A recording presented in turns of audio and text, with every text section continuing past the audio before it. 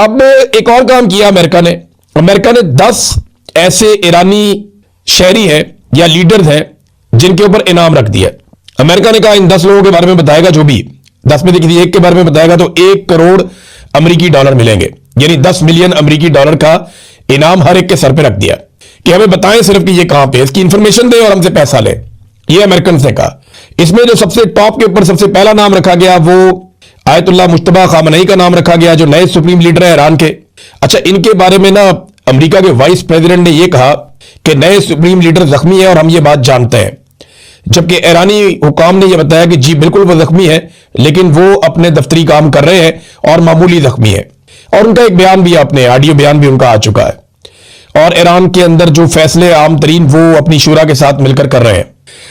तो ये JD Vance ने कहा कि इससे दबाव पड़ता है ना कि हमें पता है वो जख्मी है, लेकिन जवाब ईरान का आया कि नहीं, वाकई जख्मी है लेकिन वो अपना काम कर रहे हैं, इस पे फिक्र वाली बात कोई नहीं है, क्योंकि लगातार अटैक्स हो रहे हैं। उनमें से किसी एक हमले में आयतुल्लाह मुश्तबा खामनई जो है वो जख्मी हो गए थे।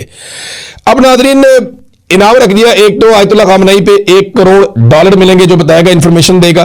फिर और लोग हैं इनमें जो ईरान की इराकची हैं, उनका भी है, और बहुत सारे लोग हैं, उनके नाम है, ये सारे आपको टीवी पे सारा दिन नजर भी आते हैं, और ज्यादातर लोग जो है आप जानते हैं। और 4 लोग ऐसे हैं जिनका अमेरिकन को नाम भी नहीं उन्होंने दिया और ना उनकी तस्वीर है अमेरिकन के पास, लेकिन वो कहते हैं जी हमें इनके बारे में बताया जाए।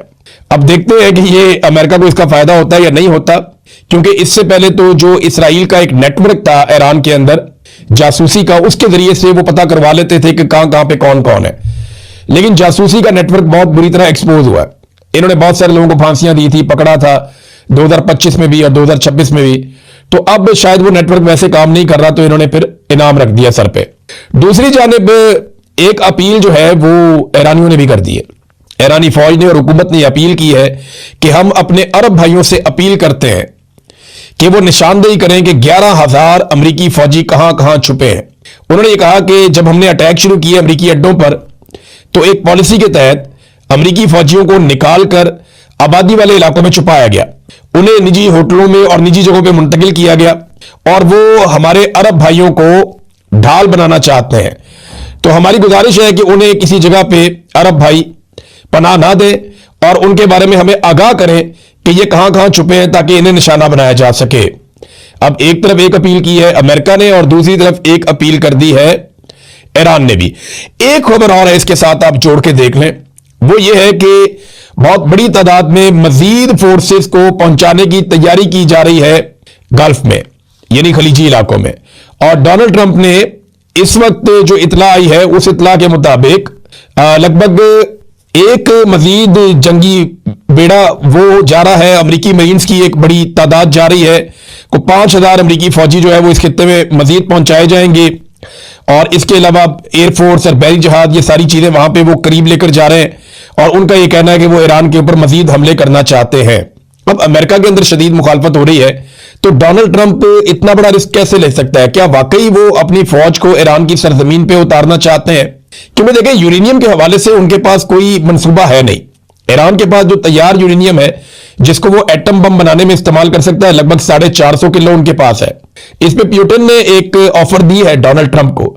जो रूसी सदर है उन्होंने डोनाल्ड ट्रंप को कहा कि हम ये यूरेनियम उठाकर रशिया ले जाते हैं अगर आपको प्रॉब्लम है तो डोनाल्ड ट्रंप ने कहा नहीं जी ये नहीं होगा।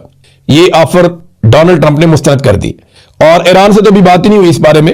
ईरान अपनी यूरेनियम देता भी है या नहीं देता ये भी कोई नहीं जानता, लेकिन वो यूरेनियम है कहां? वो जहां भी है वो इतनी महफूज है कि जमीन की बहुत नीचे तह के अंदर उन्हें रखी है कहीं।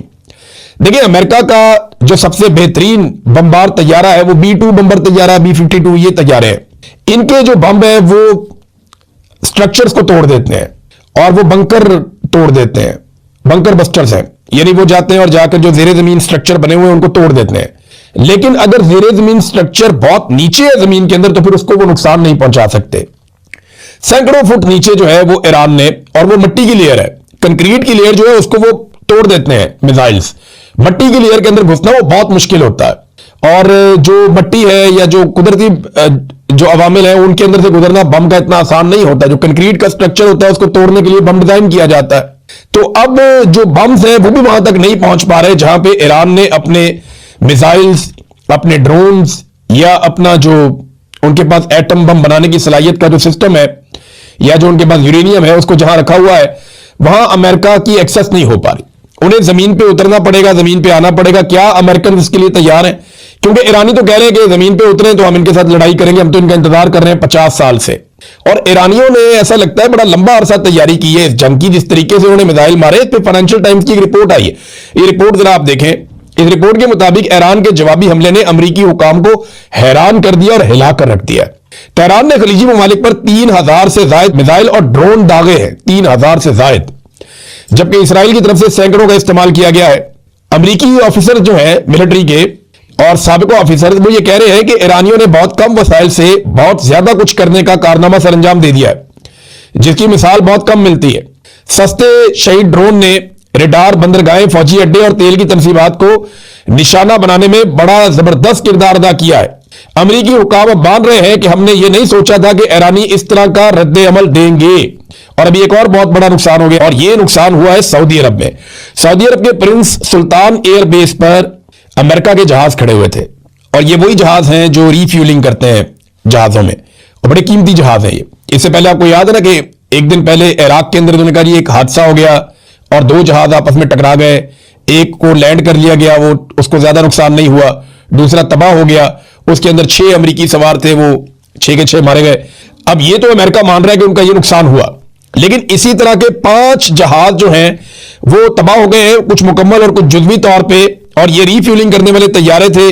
और इसके ऊपर जो रिपोर्ट दी है, वो रिपोर्ट दी है वॉल स्ट्रीट जर्नल ने।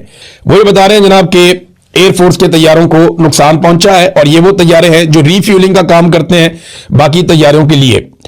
अब नाज़रीन, डोनाल्ड ट्रंप की परेशानियां ना एकदम लगातार बढ़ती चली जा रही हैं। उसकी वजूहात मैं आपके सामने रख देता हूं। सबसे पहले तो यह है कि एक वाकया ऐसा हुआ कि डोनाल्ड ट्रंप का जो वजीर खजाना है अमेरिका का, सेक्रेटरी खजाना आप इसे कहते हैं, स्कॉट बेसेंट, ये एक इंटरव्यू दे रहा था। लाइव इंटरव्यू में अचानक से इसे आवाज आती है कि डोनाल्ड ट्रंप आपसे बात करना चाहते हैं, और डोनाल्ड ट्रंप ने, सदर ने आपको बुलवाया। तो ये जब सदर को मिलकर आया और वापसी पर आकर बैठा, तो पहला क्वेश्चन सदर से मुलाकात के हवाले से किया गया कि क्या वो ठीक है। तो इसमें ये जो सेक्रेटरी खजाना है ये बहुत ज्यादा घबराया हुआ था, और इसकी आवाज में काफी लर्जिश थी, यानी वो कॉन्फिडेंस ही नहीं था। अगर वो आप सुने इंटरव्यू का हिस्सा निकाल के, तो मैंने सुना वो एक नॉर्मल आदमी लग ही नहीं रहा था, ऐसा लग रहा था कि बहुत शदीद परेशान है। अब बिलावल ने एक नई ट्रक की बत्ती दी है आजाद कश्मीर के लोगों को। बिलावल ने कहा जनाब के सच कमीशन एक बनाया जाए, मैं उसका मुतालबा करता हूं, और मैं ये तजवीज दे रहा हूं, लेकिन मुझे कोई मुस्बत जवाब नहीं दिया जा रहा। यार बिलावल, हम बेवकूफ हैं, हम रोटी को चोची कहते हैं। तुम्हारी हुकूमत है, वहां पे बना लो कमीशन। या बिलावल को कमीशन बना के किसने दे रहा है? आजाद कश्मीर एक अलग खित्ता है, एक अलग मुल्क बना हुआ है। वो आजाद कश्मीर, याद रखिएगा, पाकिस्तान का सूबा नहीं है, एक अलग कंट्री है जहां का सदर और वजीर आजम होता है, और वो बिलावल का है।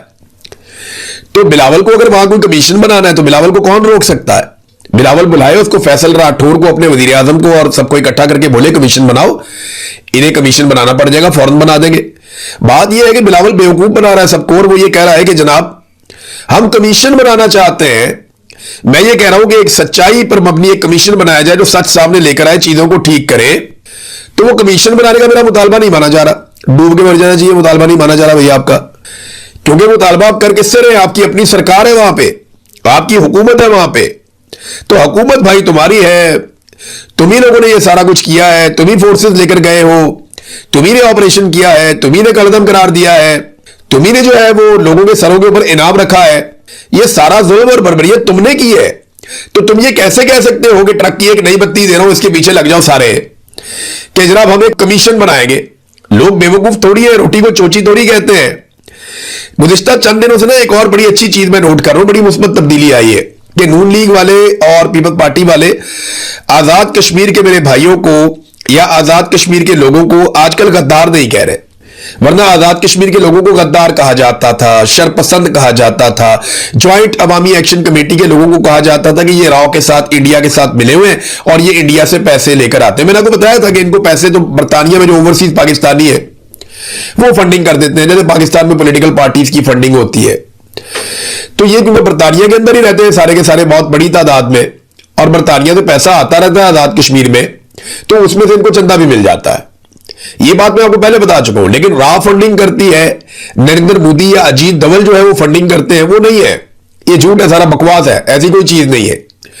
थोड़े दिन पहले ये इनको इंडिया का एजेंट कह रहे थे, अब नहीं कह रहे। अब इसलिए नहीं कह रहे कि इन्होंने लोगों से वोटें लेनी है, और वोट लेने के चक्कर में अब ये कश्मीरियों पे गद्दारी के फतवे नहीं लगा रहे। हाँ, जब इलेक्शन हो जाएगा, जब बिलावल को और पीएमएलएन को यह हुकूमत बनाकर दे दी जाएगी, इन दोनों में से एक को देनी है, तो जब इनको हुकूमत बनाकर दे दी जाएगी तो उसके बाद दोबारा कश्मीरियों के ऊपर या ज्वाइंट अवामी एक्शन कमेटी के ऊपर फतवे लगाए जाएंगे।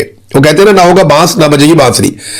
इनमें से किसी को भी 2/3 अक्सरियत नहीं मिलेगी, और वो यही कहेगा कि जनाब अगर मेरे पास अक्सरियत होती तो मैं आपके मुतालबात पूरे कर देता।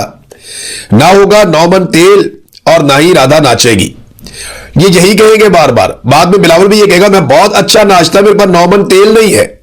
अगर मेरे पास 9 मन तेल यानी मेरे पास अगर होती 2/3 अक्सरियत तो मैं जरूर आपको नाच नाच कर दिखाता।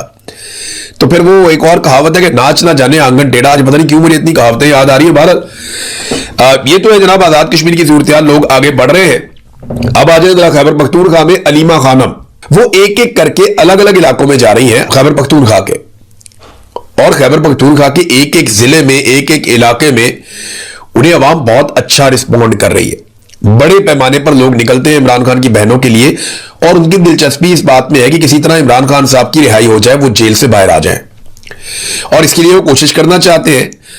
अलीमा खानम ने मुख्तलिफ इलाकों में आज फिर, क्योंकि ये अब गई है एबटाबाद वाली साइड पे, बटग्राम में भी गई है और कुछ और एरियाज का भी विजिट किया, जहां पे भी गई बहुत बड़े पैमाने पे लोग वहां पे इकट्ठे हुए।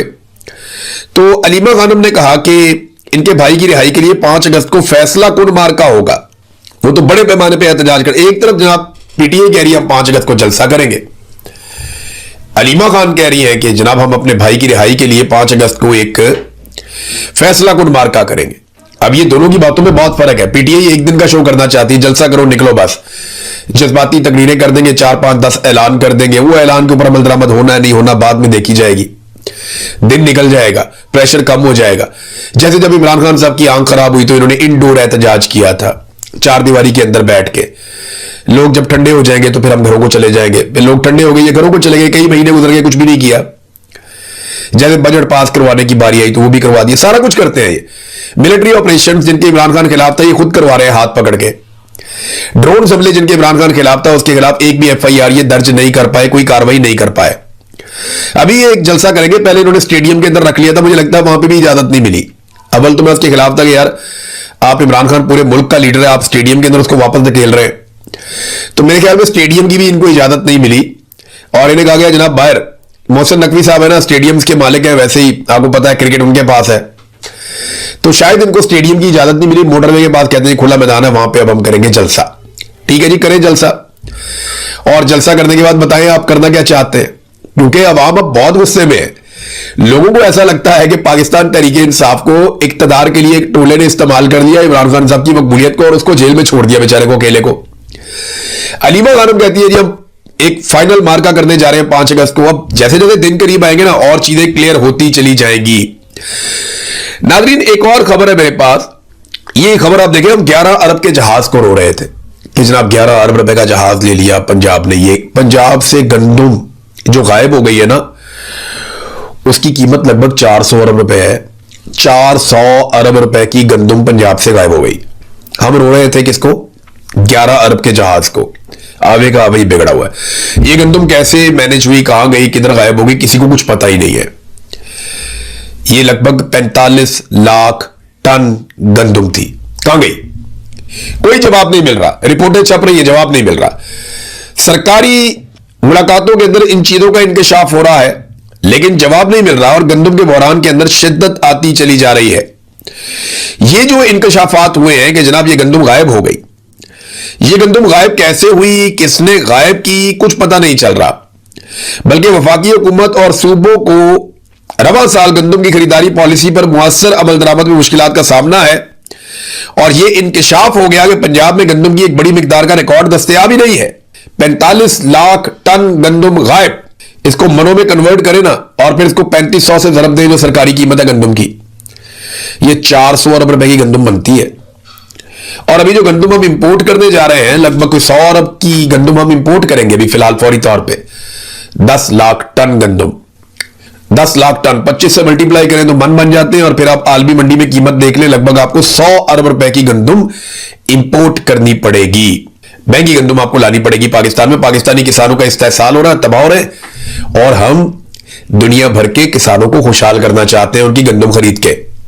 हमारी गंदुम कहां गई, कोई रिकॉर्ड ही नहीं है। जखीरा अंदोज ले गए, बस इतना कह देते हैं और जान छूट जाती है, उसके अलावा कोई इनके पास जवाब नहीं होता। एक और खबर नादरीन, पाकिस्तान ने सऊदी अरब के साथ दिफाई मुआहदा किया, फिर पता चला कतर के साथ भी हमारा दिफाई मुआहदा, और अब कुवैत के साथ भी पाकिस्तान एक दिफाई मुआहदा करने जा रहा है। कुवैत की जो सरकार है उसने इसकी मंजूरी दे दी है, लेकिन बतौर पाकिस्तानी मैं नहीं जानता। कैबिनेट के लोगों से बात हुई तो वो कहते हम भी नहीं जानते, एमएनए और एमपीएस से, सेनेटर से बात हुई, उन्होंने कहा जी हम भी नहीं जानते।